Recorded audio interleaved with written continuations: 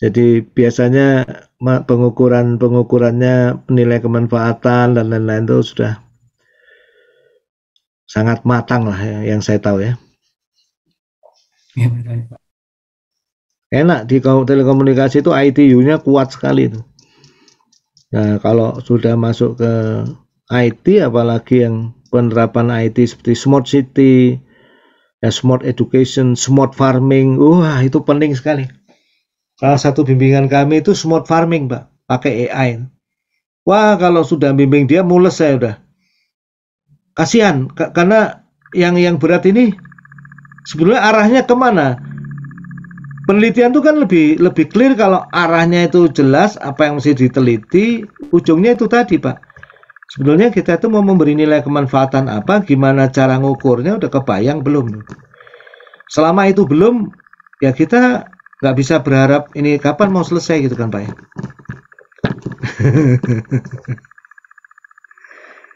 Ya, barangkali gitu. Makasih Pak Koko, Bu Nina, Pak Agus, dan Bapak, Ibu-Ibu semua.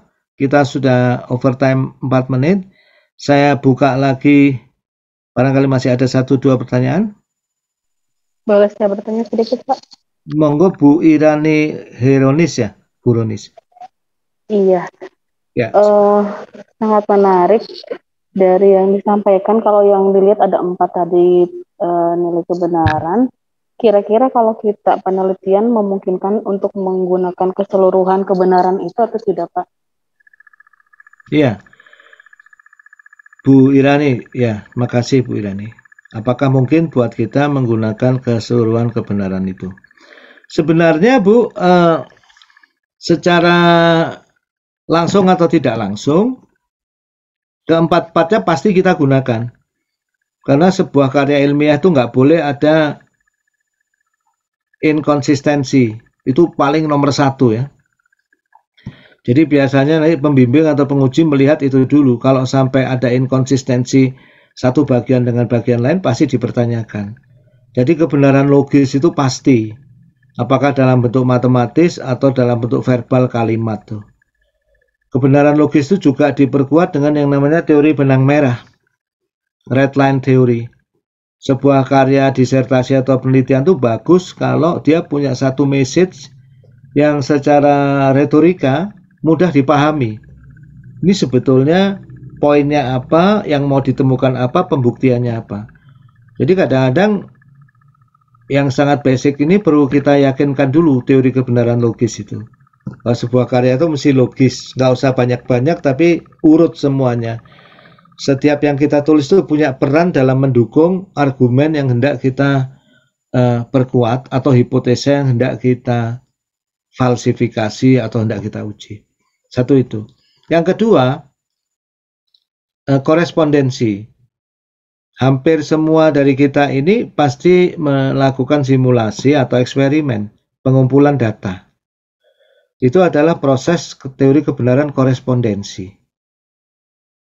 Ya. Nah, kadang-kadang ada juga karya-karya yang berhenti di logis saja, seperti yang tadi saya sebutkan, Bu. Anak fisika murni yang menurunkan rumusnya Stephen Hawking, dia nggak kasih komentar apapun sudah. Jadi dia karyanya betul-betul matematis logis selesai. Terus kemungkinan kedua ya paling nggak logis, konsisten tambah korespondensi atau empirical, di mana kita melakukan pengukuran, pengambilan data dari alam nyata ataupun pengambilan data simulatif. Itu termasuk jenis pengambilan data juga. Karena berat buat kita untuk beli satelit, ya satelitnya, pengambilan datanya, data acquisition-nya dan lain-lain, melihat perilakunya lewat simulasi. Nah, kemudian bisa lebih lanjut karena kita di sains dan engineering, kita malah sebaiknya minimum menyentuh ranah kemanfaatan. Dan ketika membuat framework ini semua, karena kita di ilmu-ilmu yang relatif, ilmu aplikatif, tidak boleh mengabaikan standar dan konsensus yang sudah berlaku di bidang itu. Jadi menurut saya sebuah disertasi dalam bidang sains dan teknologi yang baik itu keempat-empatnya ada, Bu Irani ya. Tinggal nanti penekanannya di mana. Kontribusinya mungkin tidak di matematis logis itu, tapi kontribusinya adalah di penemuan sebuah metode baru yang melalui metode ini manfaatnya lebih luas. Jadi kontribusi utamanya mungkin di salah satu kebenaran, misalnya kebenaran pragmatik. Demikian Bu Irani. Ya, terima kasih, Pak. Ya, terima kasih. Mari Bu Vidya. Iya Pak, terima kasih. Saya ambil disertasi itu dengan Pak Ari, Pak Dr. Ari Setiadi. Nah, ini materinya itu adalah pembuatan kecerdasan buatan di dalam diagnostik, Pak. Khususnya kalau bagian saya itu adalah radiologi. Nah, ini sebetulnya penelitian yang sudah berjalan hampir 2 tahun, yang tahun pertama oleh Pak Bambang, tahun kedua oleh Pak Ari. Nah, yang ini kemudian saya lanjutkan.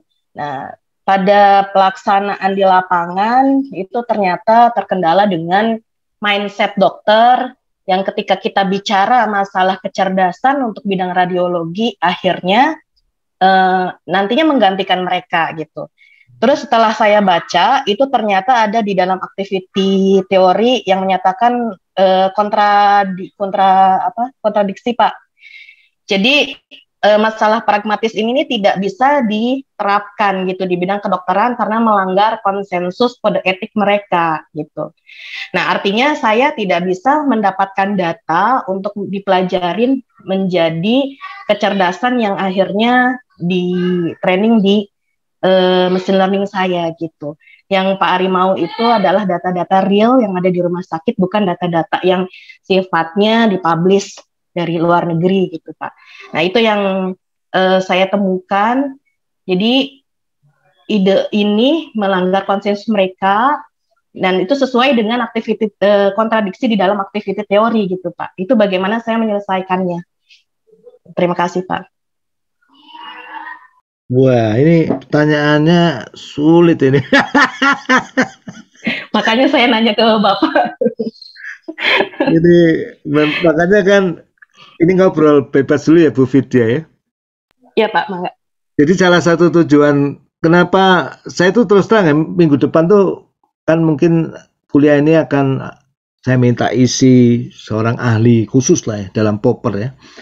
Tapi sebelum beliau masuk itu saya merasa perlu kuliah kita percepat sedikit, itu salah satunya teori kebenaran ini memang saya agak buru-buru lebih cepat gitu. Kenapa? Bab teori kebenaran ini sederhana tapi sangat diperlukan gitu untuk bapak-bapak ibu-ibu. Paling enggak sekarang kan ya Bu Vidya dan bapak ibu-ibu bisa mulai punya kerangka analisis. Kalau saya dikasih judul itu kira-kira visible enggak untuk maju? Karena di bidang engineering benar. Makanya kan kita bilang kuliah kebenaran 1, 2, 3, 4. Waktu kita ngomong konsensus, nah di situ kan kita harus sangat hati-hati ya.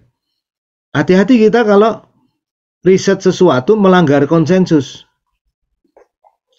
Masalahnya kata-katanya aja konsensus. Artinya itu kan di setiap negara maupun daerah bisa beda, Pak ya. Sebelum masuk ke dokter dulu, Bu, saya ingin buat contoh aja. Misalnya saya ingin meneliti mengenai, ini misalnya saya riset social science mengenai hubungan historikal antara kepercayaan Baduy atau Sunda Wiwitan dengan agama-agama besar seperti Islam, Hindu, Buddha gitu. Misal ini. Terus salah satu yang harus disurvei, saya harus masuk masyarakat Baduy gitu.